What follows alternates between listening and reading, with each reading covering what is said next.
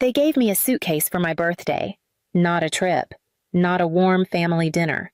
A suitcase, and then my father said, "You can pack tonight and be gone by morning." I just stood there, hands still on the bow, blinking at the gift, like I hadn't understood it right. My mother smiled, not cruelly, not kindly either. Just like this had already been decided. My sister giggled. I think that's what broke me more than anything, how easy it was for them. Earlier that day, I had stopped by the grocery store and picked up a small chocolate cake. Nothing fancy. Just something I could put on the table and pretend we were still a family that remembered things like birthdays. I placed it down gently between the place settings when I walked in. No one even looked at it. Now we were at the table and they had handed me a box that wasn't a gift, but an eviction wrapped in ribbon. They didn't raise their voices, they didn't explain, and I didn't argue, I just said, "Okay," but I didn't understand yet, not fully, that this wasn't about money or space or attitude. This was about something far colder. They had stopped seeing me as family long before they asked me to leave. And I was the last to realize it. I didn't always live like a guest in my own family. Just 2 years earlier, I had my own little apartment, nothing fancy, just a one-bedroom tucked above a nail salon near the bus line. The walls were thin, the carpet was old, and the hot water was temperamental, but it was mine. Rented, yes, but I paid every cent on time. I packed my lunches, reused, coffee filters, bought secondhand, everything. My old Honda Civic was held together with prayer and duct tape, but it still got me to work and back. I was building something slowly, quietly. I had this dream that one day I'd buy a home. Nothing big, just a place with a small kitchen window and a lock that only I had the key to. That was the picture in my head every time I said no to dinner out or deleted an item from my online cart. My little sister Lily lived like she was on a different planet, 6 years younger and somehow light years ahead in designer handbags and vacation photos. She always had something new to show off when I came by for Sunday dinners. "Look, Anna, this is the Gucci tote I told Mom I needed for school." Or, "God, are you still wearing that sweater from Facebook like 2018? Mom never said anything." Sometimes she smiled. Sometimes she sighed, like it exhausted her to see us so different. I thought maybe it was just a phase, that if I kept showing up, kept helping out, kept being the steady one, someone would eventually say, "We see you, we're proud of you." That moment never came. Instead, it was a Sunday. I remember because the pot roast was in the oven and Dad had that look, the one he wore when something uncomfortable was coming. "We need to talk to you," he said, not looking up. Mom folded her napkin tighter than usual. "Your father lost his job. They cut the entire department." I told them I was sorry. I meant it, but even as I said it, I could feel the air changing. "There's the mortgage," she said, "utilities, Lily's tuition," and then they looked at me, all three of them. "Would you consider moving back home?" my mother asked. "Just for a little while to help us through this." I didn't answer right away, because somewhere in the back of my mind a voice whispered, "If you go back, you may never come back out." Not because I wanted to, not because it made financial sense, but because I looked at my mother's red-rimmed eyes, my father's slumped shoulders, and Lily's quiet, uncharacteristic stillness. And I thought, I can help, I should help. I gave notice on my lease, put my furniture in storage, and returned to the pale blue bedroom I'd painted myself in 10th grade. Except now it was barely mine. Lily had turned it into a walk-in closet while I was gone, and though they'd cleared a path for a twin bed, her dresses still hung along the walls like silk wallpaper. That first night back, I lay awake staring at the ceiling, trying to believe my father when he said, "Just until I get back on my feet." I told myself it was temporary. That family means showing up even when it's hard. I set up a monthly transfer of $1,800 to my mother's account. Tuition mortgage bills. I never asked what exactly it went to. I only knew it disappeared fast and no one ever said thank you. At first things were okay. Mom made my favorite chicken pot pie. Dad called me his rock. Lily even asked how work was going once, but gratitude fades fast in houses where roles are fixed. By month 3, Dad had a new job. Less pay, longer commute. But it was something I waited for the conversation, the one where they'd say, "You've done enough. Start looking for your place again." Instead, Mom said, "Your father's salary isn't what we hoped. Just a little while longer, sweetheart." and I nodded, swallowing the urge to ask, "How much longer? How much of me do you need?" Things shifted after that. Subtly at first, my baths became wasteful, my presence at dinner was tense. Lasagna nights, once my comfort food were replaced with stir-fry, then quinoa bowls, then whatever Lily wanted that week. Groceries started including snack packs I never touched. My shampoo disappeared faster than I could replace it. Dad asked for gas money. Mom needed a quick 100 for her hair appointment because her card was acting up. The money never came back, and Lily, sweet, helpless. Lily was always arriving with something new, a smartwatch, shoes I couldn't afford on my full-time salary, makeup in glass jars and gold lids. "Where's all this coming from?" I asked one day. Not accusing, just confused. She rolled her eyes. "Mind your business. Just because you live like a pauper doesn't mean the rest of us have to." I should have pressed harder, but I didn't. Because at that point, I still believed that if I kept giving, they'd remember who I was. Instead, I started to disappear. Not all at once. Just quietly, the way footprints vanish in falling snow. It happened on a Friday. I came home late from work again after spending the whole week buried under an emergency project dumped on me last minute. All I wanted was a hot bath, my book, and silence. Instead, Lily was waiting at the bottom of the stairs, practically bouncing with excitement. "There you are," she said. "I need $700. No, hello, no, how was your day?" "Excuse me," I asked, setting my bag down. "For my trip next weekend," she said as if it was obvious. "Me and my friends are going to the beach, 3 nights, 2 hotel rooms. Everyone already paid. I just need your part." I blinked. "My part." She huffed. "I mean yours to cover me." "God, you know what I mean?" Something inside me cracked. "You think I have $700 just lying around?" I said, keeping my voice low. "I give $1,800 every month to this house. I drive a 10-year-old car. I wear shoes with holes in them. You want me to pay for your beach trip?" Lily's smile disappeared. "Why are you being so dramatic? It's just money." I laughed, the bitter kind. "No, Lily, it's not just money. It's work. It's sacrifice. It's the reason you get to sit in this house and live like a princess while I live like a ghost.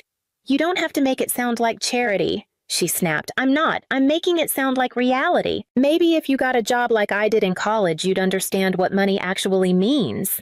Her eyes welled instantly. "You're calling me lazy. You're calling me a burden."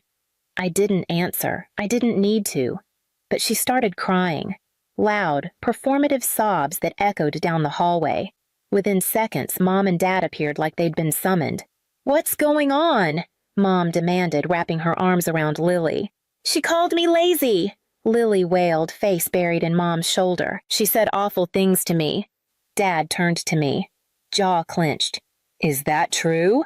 "She demanded $700 for a beach trip," I said, voice shaking but controlled. I said no. "That's it? And you told her to get a job?" Mom asked coldly.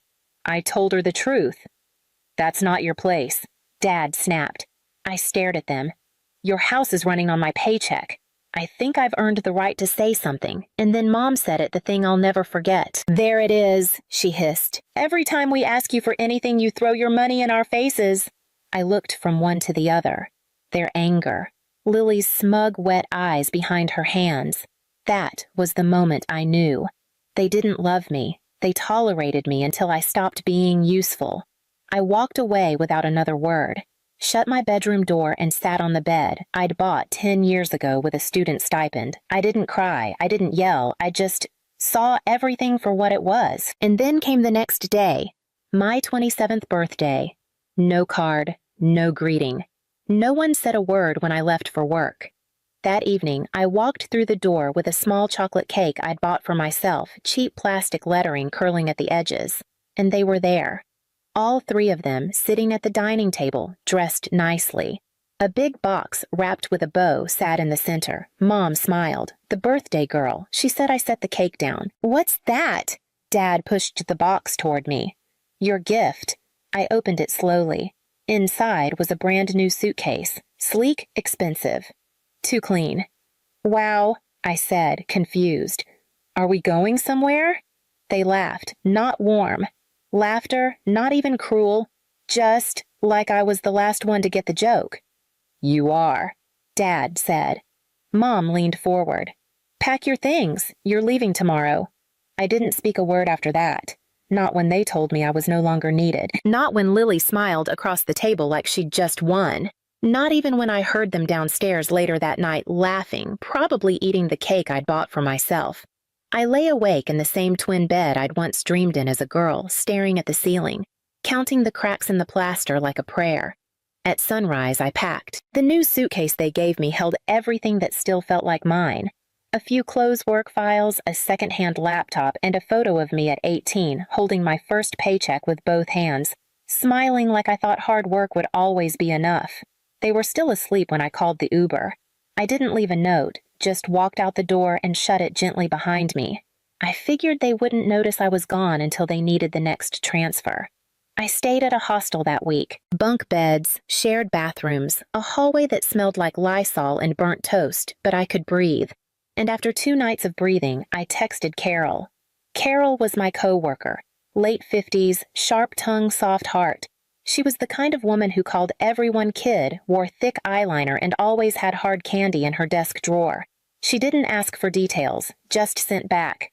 Come by. We'll talk. I've got coffee and a couch. At her apartment, I cried for the first time. Not the kind of sobbing that rips your chest open. Just quiet, tears, slow and clean like a faucet, finally unstuck. Carol poured me coffee, handed me a blanket, and said, You don't owe them your life, just because they gave you one. A week later, I found a studio apartment. Tiny peeling linoleum, but the lease was in my name. The keys jingled in my hand like proof I still existed. I bought everything secondhand, a mattress, a desk, a single lamp with a crooked shade. Every item I placed in that room felt like a reclaiming. No one screamed through the walls. No one knocked unless it mattered, and no one told me I took up too much space. I made my first cup of tea and drank it standing up barefoot on cold tile, smiling like it was the best thing I'd tasted in years. 6 months passed. I didn't hear from them.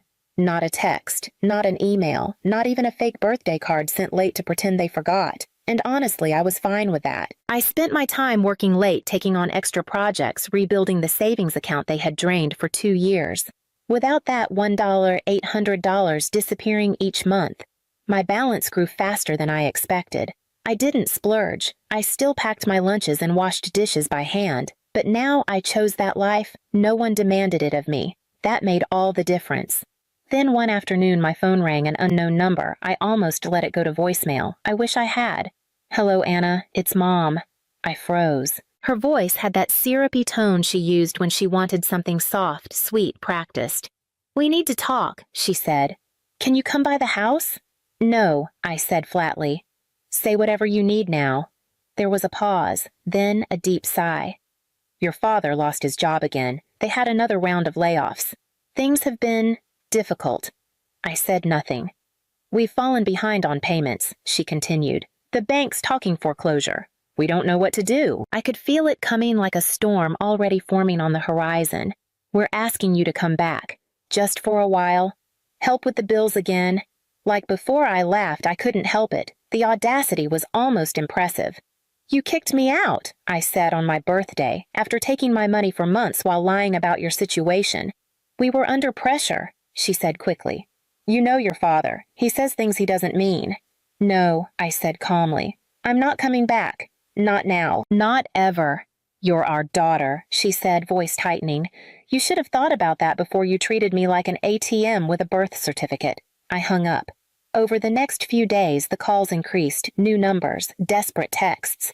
Even a voicemail from Lily saying, I miss you. We need you. Then came the email from a lawyer, a real one I checked. The message was short but threatening. Our clients are demanding restitution in the amount of $24,000 for unpaid room and board over 2 years at $1,000 per month.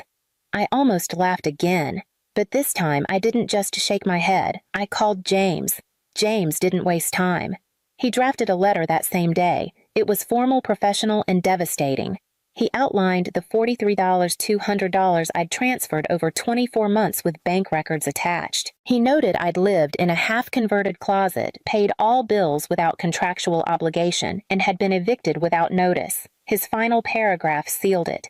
If your clients wish to pursue this matter further, we are prepared to counterclaim for the full amount of $43,200 plus legal fees and emotional damages. 3 days later, their lawyer replied with one line, "My clients have chosen not to proceed at this time." I thought that would be the end of it. But then 2 weeks later, I walked into my local bank to set up an auto transfer for my new savings plan and saw them. My mother and Lily seated at a loan officer's desk. They were dressed well, too well.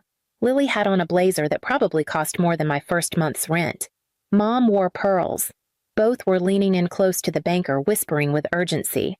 I almost turned around, but something in me said, "No, stay." I stepped to the back of the line, quiet, invisible, but I could hear everything. "We're just looking to refinance," Mom said smoothly. "There's no one else we can ask for help." The banker frowned. "No family support at all." She shook her head. "Just the two of us." I stepped forward. "Actually," I said, placing my folder gently on the edge of the desk, "you had help, $1, $800 a month for 2 years. Bank of America account ending in 2074, all transfers made on the first of each month." Lily went pale. Mom stiffened. The banker looked at them, then at me. "You're Anna," I said. "The daughter they forgot to mention." The room went quiet. Mom opened her mouth, then closed it. Lily stood up so fast, her chair scraped the floor. I didn't raise my voice. I didn't gloat. I just laid down the documents, nodded to the banker, and turned to go.